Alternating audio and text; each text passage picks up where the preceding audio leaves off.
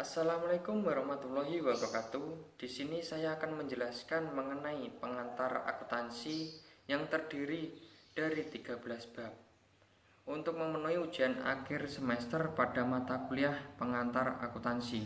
Sebelumnya perkenalkan, nama saya Oki Yuda Pratama, NPM 21120104000 dari kelas 1I Prodi Manajemen. Berikut video penjelasannya. Yang pertama adalah struktur dasar akuntansi. Siklus akuntansi. Siklus akuntansi merupakan proses penyusunan suatu laporan keuangan yang dapat dipertanggungjawabkan serta diterima secara umum prinsip-prinsip dan kaidah akuntansi, prosedur-prosedur, metode-metode, serta teknik-teknik dari segala sesuatu yang dicakup dalam ruang akuntansi dalam suatu periode tertentu. Siklus-siklus dari akuntansi. Yang pertama, bukti transaksi. Bukti transaksi adalah seperangkat dokumen yang berisikan rincian transaksi keuangan. Bukti transaksi terdiri dari dua, yaitu transaksi interval dan transaksi eksternal. Yang kedua, jurnal. Yang ketiga, buku besar. Yang keempat, neraca saldo. Yang kelima, jurnal penyesuaian. Yang keenam, kertas. Yang kedua adalah persamaan akuntansi.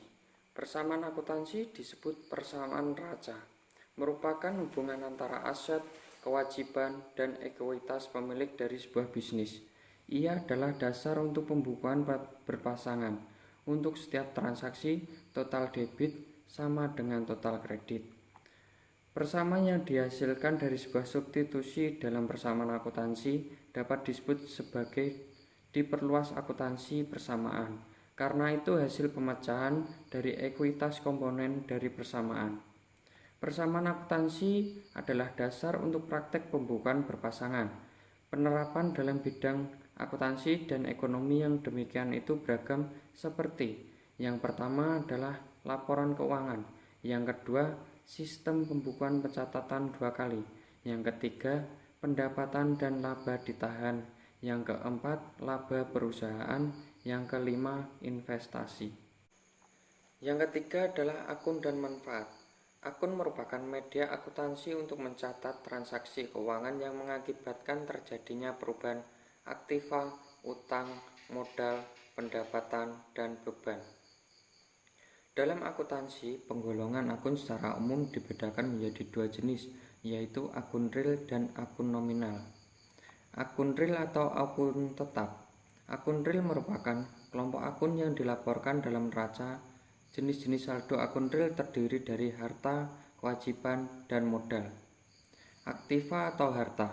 Aktiva adalah akun aset kekayaan yang dimiliki oleh suatu perusahaan yang dapat diubah menjadi uang tunai. Aktiva ini diklasifikasikan ke dalam 5 jenis, yaitu yang pertama, aktiva lancar, yang kedua, investasi jangka panjang, yang ketiga, aktiva tetap, yang keempat, aktiva tidak terwujud, yang kelima, aktiva lain. Yang keempat adalah jurnal. Jurnal atau pencatatan adalah suatu formulir yang digunakan dalam mencatat semua transaksi yang terjadi sesuai urutan tanggal ke tabel-tabel yang mencantumkan keterangan serta jumlah nominal debit dan kredit serta memiliki nilai akhir yang harus seimbang. Fungsi jurnal ialah: yang pertama, fungsi pencatatan adalah semua transaksi yang terjadi berdasarkan bukti dokumen yang ada harus dicatat seluruhnya. Yang kedua, fungsi historis. Fungsi historis adalah transaksi dicatat sesuai kejadian waktunya. Yang ketiga, fungsi analisis. Fungsi analisis adalah setiap transaksi yang dicatat dalam jurnal harus merupakan analisis dari bukti-bukti transaksi. Yang keempat adalah fungsi instruktif. Fungsi instruktif adalah pencatatan dalam jurnal merupakan instruksi atau perintah untuk melakukan posting. Yang kelima adalah siklus akuntansi perusahaan jasa. Perusahaan secara umum dapat diartikan atau dikatakan sebagai tempat bagi suatu kegiatan sekelompok orang atau sendiri untuk menjalankan suatu usaha dengan tujuan memperoleh laba. Siklus akuntansi dapat dikatakan sebagai serangkaian proses kegiatan untuk mengidentifikasi, menganalisis, sampai mencatat semua kejadian terkait keuangan yang terjadi pada perusahaan. Tahapan-tahapan siklus akuntansi perusahaan jasa. Yang pertama, identifikasi dan analisis transaksi. Yang kedua, pencatatan transaksi ke dalam jurnal. Yang ketiga, posting ke buku besar. Yang keempat, penyusunan neraca saldo. Yang kelima, penyusunan jurnal dengan neraca saldo penyesuaian. Yang keenam, neraca lajur. Yang ketujuh, penyusunan laporan keuangan perusahaan jasa. Yang kedelapan, penyusunan jurnal penutup. Yang kesembilan, jurnal pembalik. Yang kesepuluh, neraca akhir atau awal. Yang keenam adalah siklus akuntansi perusahaan dagang. Proses pembuatan laporan keuangan pada sebuah perusahaan dagang dalam periode tertentu. Umumnya siklus transaksi tersebut akan dimulai dari transaksi hingga pembuatan laporan keuangan yang terjadi pada sebuah perusahaan. Manfaat melakukan siklus akuntansi. Yang pertama, memperoleh informasi yang berguna. Yang kedua, mengetahui kondisi keuangan perusahaan secara akurat. Yang ketiga, lebih mudah menghitung pajak. Macam-macam siklus akuntansi perusahaan dagang. Yang pertama, identifikasi transaksi jurnal umum. Yang kedua, jurnal khusus. Yang ketiga, buku besar pembantu. Yang keempat, posting ke buku besar. Yang kelima, laporan harga pokok penjualan. Yang keenam, membuat neraca saldo. Langkah-langkah dalam siklus akuntansi perusahaan dagang. Yang pertama, identifikasi transaksi dalam tahapan siklus akuntansi. Yang kedua, analisis transaksi dalam tahap siklus akuntansi. Yang ketiga, pencatatan transaksi pada jurnal. Yang keempat, posting buku besar. Yang kelima, penyusunan neraca saldo. Yang keenam, penyusunan jurnal penyesuaian. Yang ketujuh adalah jurnal khusus.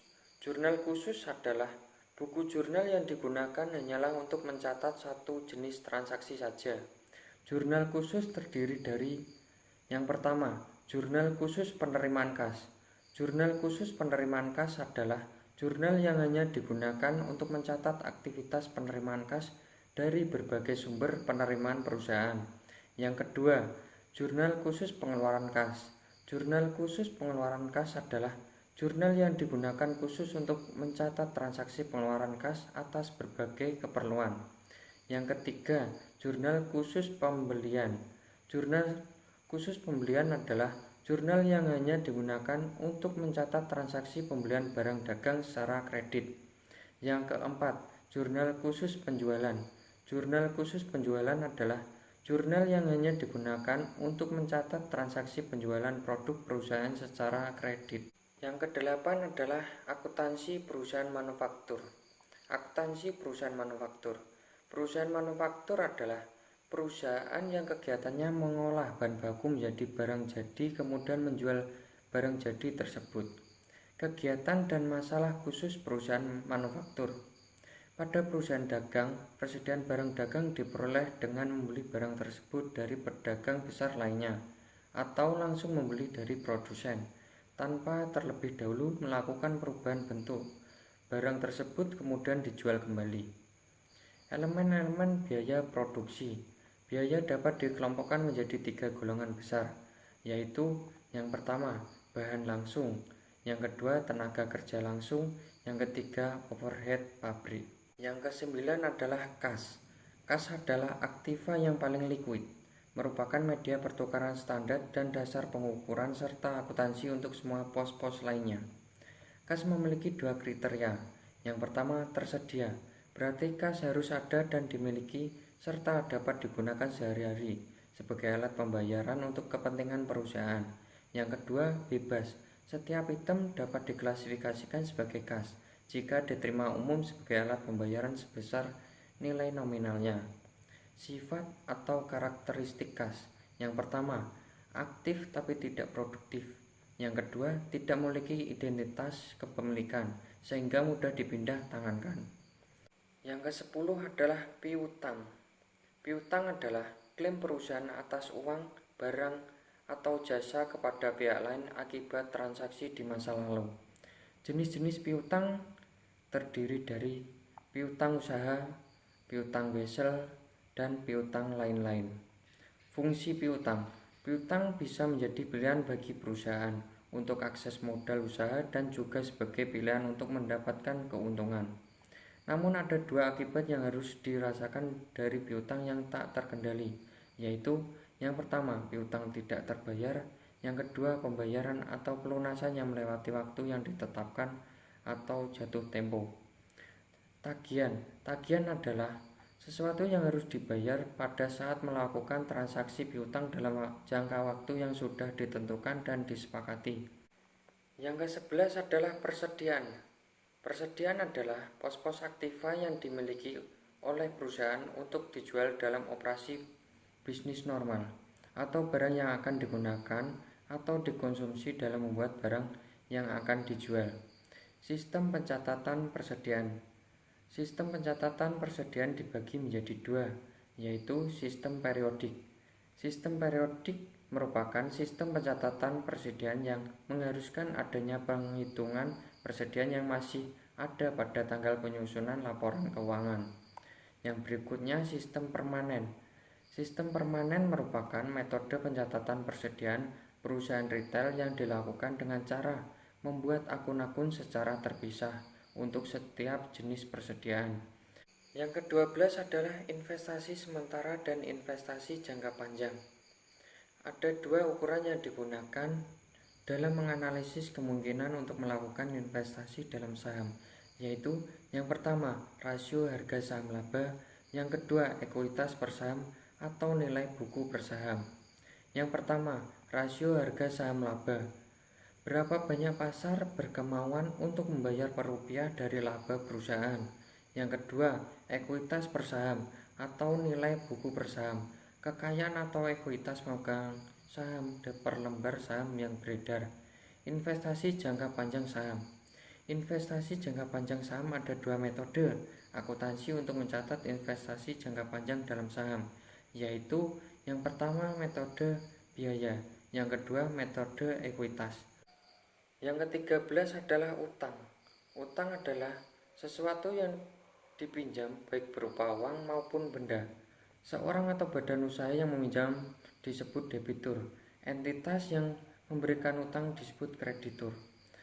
Utang juga dapat diartikan adalah tanggungan wajib yang harus dibayar karena adanya transaksi pembelian suatu barang atau jasa secara kredit dan harus dibayar dalam jangka waktu tertentu.